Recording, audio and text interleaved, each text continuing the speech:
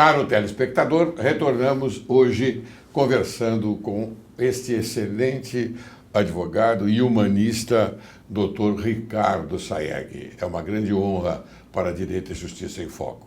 Bem, Dr. Sayegh, eu já tenho uma pergunta a fazer a você. Eu fui, quando era advogado, fui presidente da Comissão de Prerrogativas da secção São Paulo.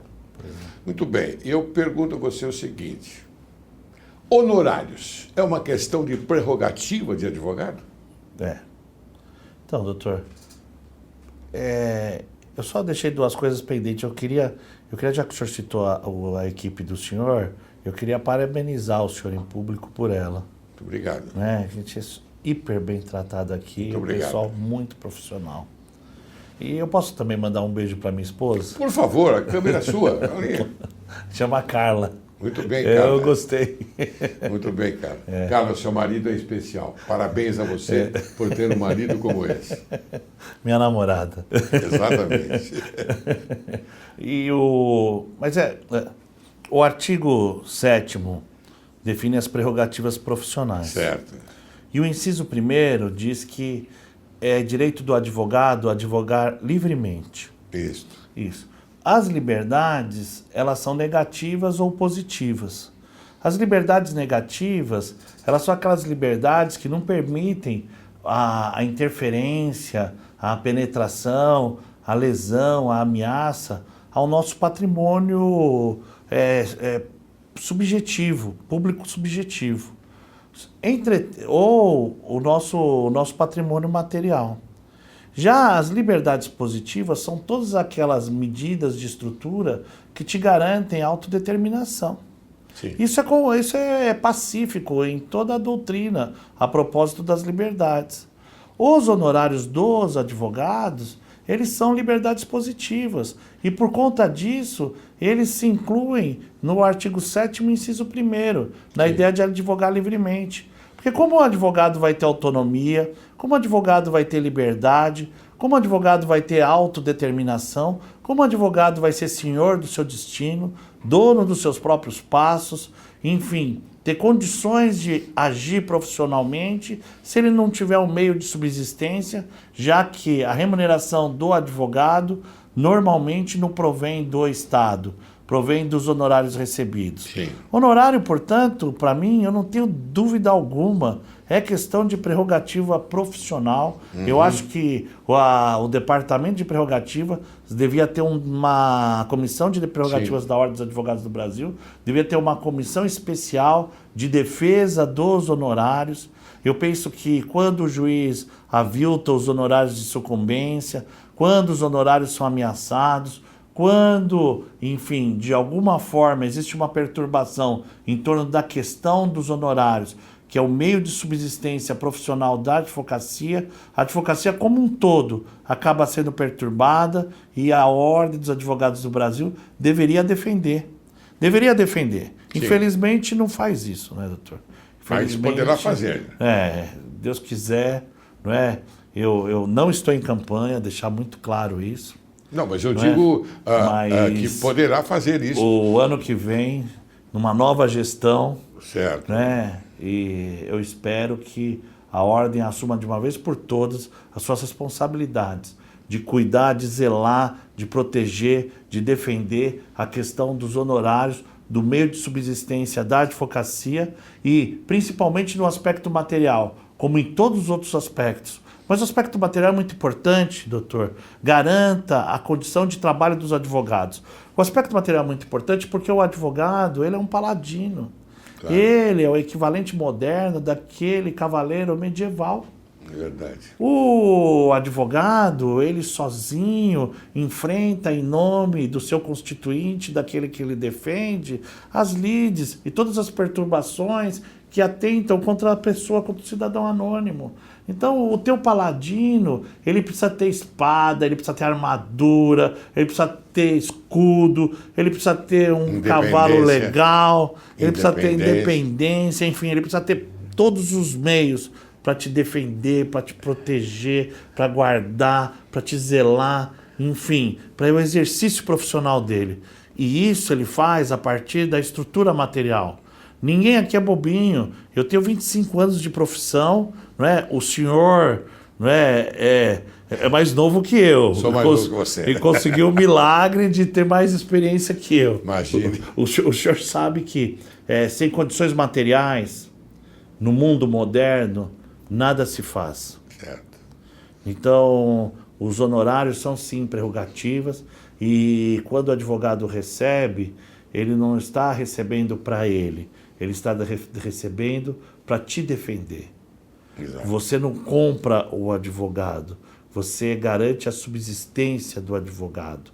Você dá meios materiais de manutenção de toda essa tarefa maravilhosa, não é? Nobre, como o Dr. Laércio fala, de cada advogado, de cada advogada, te defender, te proteger, te guardar, te zelar.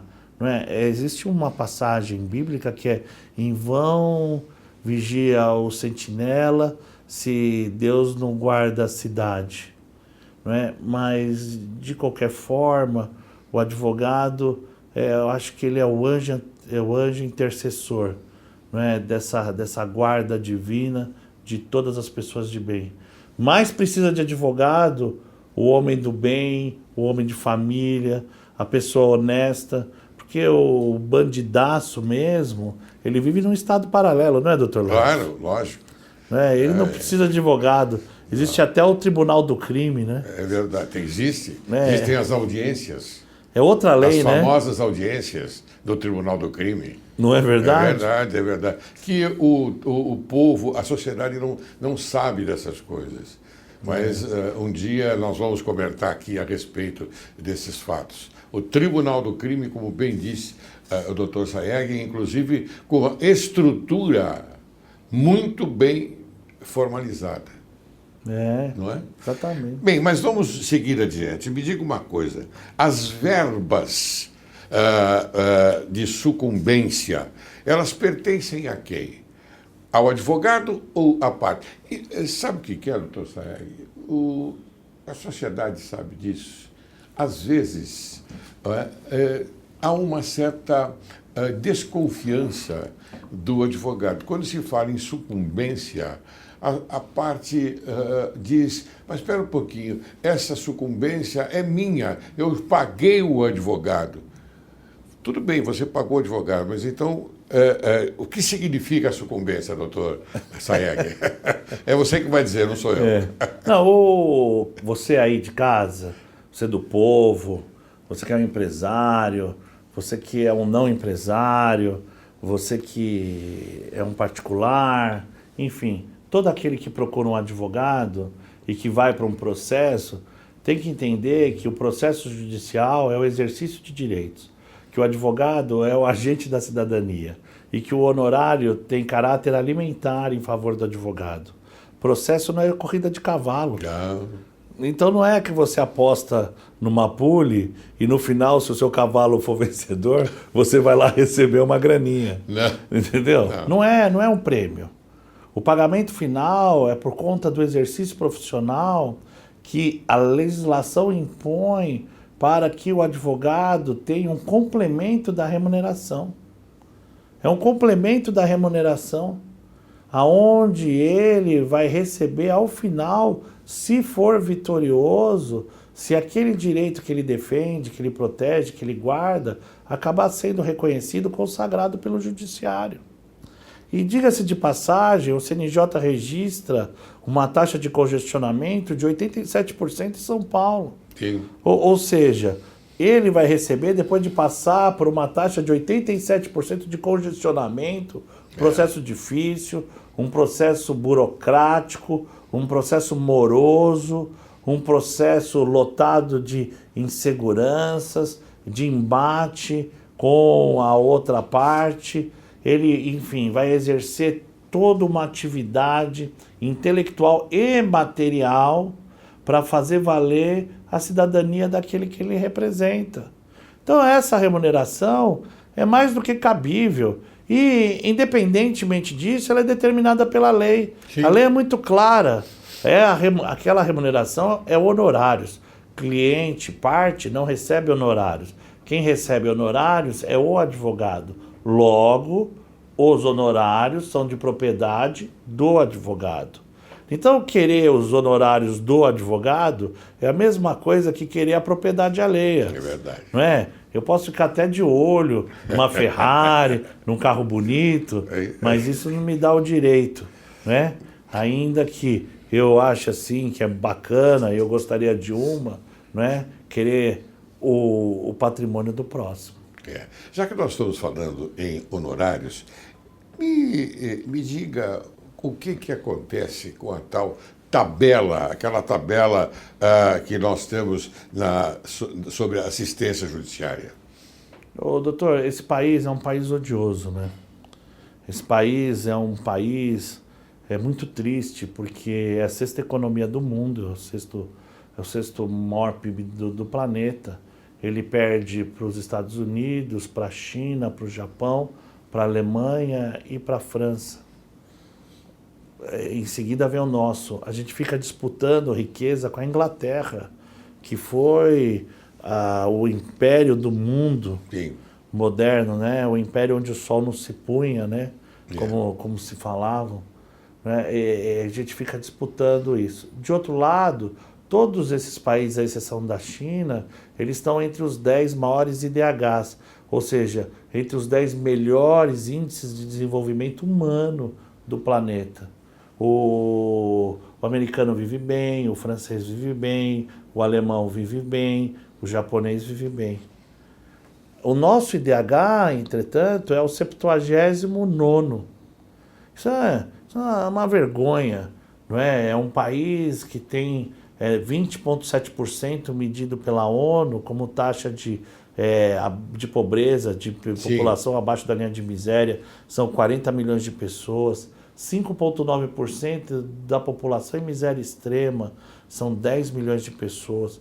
Eu convido você, telespectador, a fazer um exercício depois que passar o programa, porque o Dr. Laércio, esse sim é imperdível, né? Fechar os olhos e tentar imaginar, e ver se você consegue imaginar mentalmente 10 milhões de pessoas em situação de miséria extrema. Não dá. Eu, pelo menos, eu não consigo.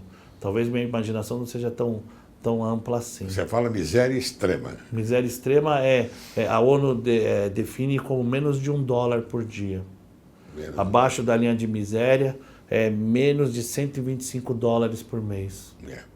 E olha, eles botaram em real no Brasil, não é? Mas essa aí é a medida da própria ONU, que a gente fala de 40 milhões de pessoas. Então, o que acontece? Existe muita gente vulnerável, existe muita gente precisando de socorro. E é justamente esses vulneráveis que são mais sujeitos, não é? E que de fato estão sendo vilipendiados, estão sendo perturbados ou tendo ameaçados os seus direitos. Então, a defesa do pobre, a defesa dessa população vulnerável, ela tem que ser uma defesa bem feita, Sim. Ela tem que ser uma defesa adequada, ela tem que ter profissionais satisfeitos, profissionais equipados, profissionais com excelente condição material. E, por conta disso, os advogados que se dedicam à defesa daquela população são tanto advogados quanto aqueles que se dedicam à defesa da população de outras classes sociais mais privilegiadas, ou até mesmo das empresas. A gente não pode, por uma questão econômica, migrar os profissionais para a defesa dos outros, das classes mais privilegiadas, e abandonar os pobres. A gente tem que entender que esse país pertence a todos nós. Esse país é nosso. Esse país não pertence a um grupo de favorecidos. Esse país não pertence a um grupo de privilegiados. Então, economicamente, já que se trata de categoria profissional, nós temos que conduzir e distribuir a advocacia entre todas as camadas da sociedade, inclusive entre os vulneráveis. Então, quando se lida com o vulnerável, a remuneração desses profissionais tem que ser uma remuneração adequada. Não tem sentido. É querer lesar os pobres, é querer lesar os vulneráveis. Você dá uma remuneração inadequada a esses próprios profissionais. Veja a questão dos médicos. É a mesma coisa que falar, olha, médico de pobre, médico de vulnerável, ganha menos, não ganha absolutamente ou praticamente nada por conta de estar atendendo a população pobre e, em razão disso, pode ficar assim desestimulado e atender mal. É um convite ao mau atendimento da população. Esse país aristocrático, esse país tem que acabar. E a gente tem que renovar, a gente tem que reinventar o país. Todas as pessoas têm direito de ser incluídas socialmente. Então nós temos que deslocar essa força profissional, essa força de trabalho na defesa dos pobres. Não é? E na medida em que esses profissionais eles são bem remunerados, eles são respeitados e eles são reconhecidos pela sociedade, inclusive como verdadeiros heróis, porque esses sim cuidam dos mais vulneráveis, não é? Essas pessoas vão ter os seus direitos melhor exercidos. Como um soldado da cidadania. Como um soldado da cidadania. Exatamente. Exatamente. A gente tem que entrar no povo. Sim, sim, claro. Muito bem. Agora, tem uma pergunta aqui a você a respeito... Porque o Conselho Federal, se não me engano, ele deu uma decisão bastante boa ao tal do pro bono, é isto? Pro bono é advogado de graça. É isto. Para a população aqui, para as pessoas entenderem. E é bacana o pro bono. Acho que todo advogado faz pro bono. Eu, pelo menos, não conheço um que não faça. Eu acho que sim. Todo mundo faz pro bono. O que pro bono não pode ser é política pública. Sim. Porque na medida que é política pública, não é? O que acontece?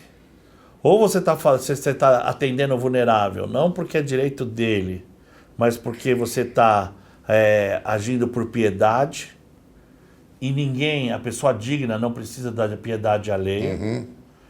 Ou, de fato, você está desmantelando o profissionalismo da defesa, porque o profissional tem que ser pago. Então, a assistência judiciária, a defesa dos vulneráveis, como eu estava falando aqui, é estreitamente ligado com o caráter pro bono, com a advocacia gratuita. A política pública tem que ser: a população vulnerável vai ser adequadamente defendida por um corpo, por um exército de profissionais bem aparelhados, bem remunerados, que tenham condição de atender a todos e atender da melhor forma possível, e esse exército vai ser suplementarmente, complementado por todos aqueles advogados, e eu penso que praticamente todos os advogados sempre estão atendendo pessoas que eles entendem que são dignos, desse voluntarismo nosso em caráter pro bono, esse ou aquele vulnerável, e às vezes a gente atende pro bono o não vulnerável, né? Sim, claro. Por exemplo, a vovó rica, o titio milionário, o papai bom de grana, e assim por diante. É verdade. Bem, Sayegh, lamentavelmente eu já estou finalizando o programa. É lamentável mesmo. Porque quando o programa é bom, quando o convidado é da sua categoria, eu fico muito contente porque eu passo para o telespectador, para a sociedade, uma mensagem boa, bonita e verdadeira. Eu queria que você, então, me falasse e também nos ensinasse o que significa te represento. Doutor, eu lidero um movimento onde eu e, no começo, uns amigos, na verdade, no começo era um amigo, o Eduardo Arruda Alvim. Esse eu preciso mandar um beijo, que nem para minha esposa, para ele. Ótimo.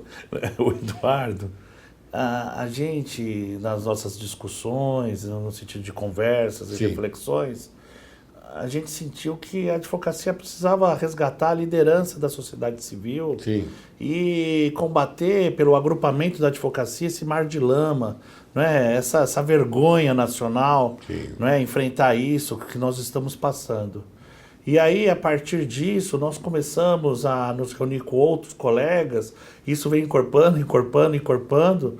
Na última eleição para a Ordem dos Advogados do Brasil, a seccional de São Paulo, nós fomos os 2 votados por praticamente 32 mil pessoas, Sim. 32 mil advogados. E hoje isso virou um movimento, porque isso não para. Ele chama Movimento Te Represento, que o advogado representa a população. Ele distribui uns adesivos falando, meu advogado me representa. Essa é uma das ondas do movimento. A próxima onda que está sendo programada é graças a Deus eu tenho advogado. Que maravilha. E isso é para agrupar e estimular os advogados em caráter pro bono. Pro bono, claro. Mas defender o Brasil. Ótimo. Que hoje ele é o grande vulnerável. Você fez uma colocação bastante boa, porque, lamentavelmente, nós estamos passando maus momentos nesse país. E nós aqui, no programa Direito e Justiça em Foco, o telespectador sabe, doutor Sayegh, nós falamos a verdade. Nós não escondemos a informação, porque a mídia forte, ela sonega a verdadeira informação que está o país. Não é? Que o país necessita, não é? de que as pessoas compactuem com o que está acontecendo, ou seja, compactuem no bom sentido. No bom sentido. Lógico. Então, nós aqui prestamos o nosso serviço público, que é a informação correta. Com então, certeza. eu acho que a coisa é por aí. Eu, lamentavelmente, como eu disse, eu estou finalizando e eu peço a você as suas considerações finais. Antes, eu quero agradecer muito a sua presença aqui no programa Direito e Justiça em Foco. Você, como eu disse, você é uma pessoa de altíssima qualidade, de altíssima confiabilidade, Obrigado, não só como pessoa, mas também como advogado. Isto é verdade. E como se diz, eu assino em branco. Estou fazendo isso porque conheço você, conheço as suas expectativas, suas boas expectativas. E tenho certeza que na sua vida, se Deus quiser, tudo dará certo, inclusive aos advogados. Portanto, suas considerações finais. Doutor, todo esse trabalho que nós estamos desenvolvendo é justamente por conta de devolver para a advocacia e para a sociedade civil uma vida tão abençoada em todas as áreas. Não significa que eu não tive desafios, pelo contrário. Foram desafios assim enormes. Eu enfrentei uma leucemia com um diagnóstico péssimo há alguns anos atrás, o senhor sabe disso. Sei. Não é? Enfrentei a sequela disso depois que eu consegui superar um diagnóstico de morte de 90 dias e 2% de chance de superação. Fui cadeirante por 2 anos e meio. Não tinha indicação para operação da prótese por conta da leucemia. Hoje eu consigo andar porque a tecnologia, a ciência me proporcionou essas próteses com as quais eu me movimento. Eu fui abençoado na academia. Semana passada eu estava na Sorbonne, numa mesa científica, expondo para aquela comunidade em Paris os meus pensamentos. Na PUC de São Paulo, eu tenho a liderança da cadeira de Direito Econômico, do aula de Direito Quântico. Né? Quem tem liberdade para dar aula de Direito Quântico numa PUC de São Paulo? Na advocacia, eu me encontro numa posição sedimentada, não é a mais próspera, não é a menos próspera, mas é o suficiente para sustentar minhas crianças, dar uma condição decente, digna para minha esposa, para minha namorada, né? E a verdade é que eu acho que todas essas bênçãos, elas não são bônus, elas são ônus. Porque Deus, quando abençoa tanto, todos os meus filhos passaram de ano, eles estão bem na escola, eu não tenho problema de entorpecentes na minha casa, não é? Eu acho que a gente tem que devolver. A gente tem que devolver. A gente não pode acumular demais. A gente tem que devolver, a gente tem que retribuir. E aquilo que eu falei aqui em alguma passagem, que fazendo pelo próximo, fazendo pela comunidade, fazendo pelo Brasil, fazendo pelos advogados, por cada advogada, por cada advogado, pela advocacia, eu, no final das contas, eu me sinto próximo de Deus. Porque na pequenez da minha insignificância, aí não é tipo, não, é como eu me sinto, né? Eu não consigo ter um contato direto com Deus, apesar de acreditar tanto nele. E esse contato eu consigo ter através do amor pelo próximo. Parece que ele é um fio condutor, uma antena de ligação, sei lá, algo que me aproxima do meu Criador. Acho que por isso que eu amo tanto os meus irmãos. E tem uns irmãos que eu amo mais, né? E o senhor é um deles. Muito obrigado, a recíproca é verdadeira. E eu quero terminar o programa dizendo o seguinte, inclusive tomando uma carona na sua reflexão, que é muito bonita, é linda a sua reflexão. Faça o bem e não veja a quem, mas faça o bem.